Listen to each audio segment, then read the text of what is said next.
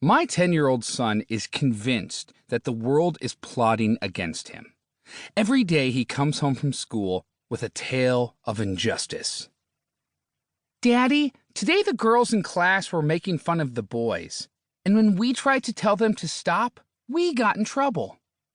The fourth grade math class got cupcakes yesterday and didn't share them, but today when we got cupcakes, the teacher made us share them with the fourth graders.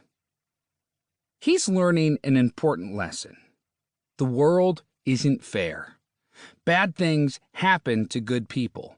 People cheat and get away with it. And yes, sometimes cupcakes are only shared in one direction. When confronted with unfairness, we have a choice. We can loudly protest and hope that the world comes to its senses. We can sit idly, pout, and do nothing. Or we can fight back. To be clear, the right response varies based on the situation. Given that this is a business book, we're not going to get all philosophical and talk about the times in history when civil disobedience or violent resistance was the only choice. This is not a discourse on Thomas Paine's Common Sense or Martin Luther King Jr.'s Letter from a Birmingham Jail.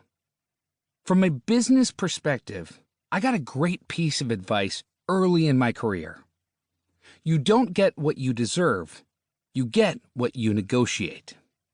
Put another way, business is unfair, so the only way to win in business is to find your own unfair advantage. And that's what this book is about. Unfair marketing advantages. This book is not about doing anything illegal or unethical. You can create an unfair marketing advantage without breaking any laws or even feeling dirty. What I mean by unfair in this context is simple. Discover something inside your company that gives you an advantage that the competition simply can't copy. Imagine, for example, that you go to a high school and it just so happens that a kid in your town is over 7 feet tall and can jump twice as high as the average person.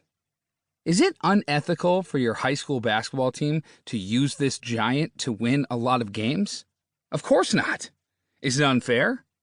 Well, yes, in the sense that the rival teams that don't have a super athletic 7-footer don't really stand a chance. That's what I mean by an unfair advantage. The challenge for a lot of businesses is that finding their unfair marketing advantage is not as easy as the high school basketball coach who sees the future NBA star walk into the gym. Many companies have powerful unfair marketing advantages that they are either underutilizing or not using at all. So this book has two objectives. First, to identify common unfair marketing advantages that I've observed over my 20 years in marketing. And second, to give you examples that show you how other companies have driven massive marketing success by using these techniques. My personal unfair advantage story.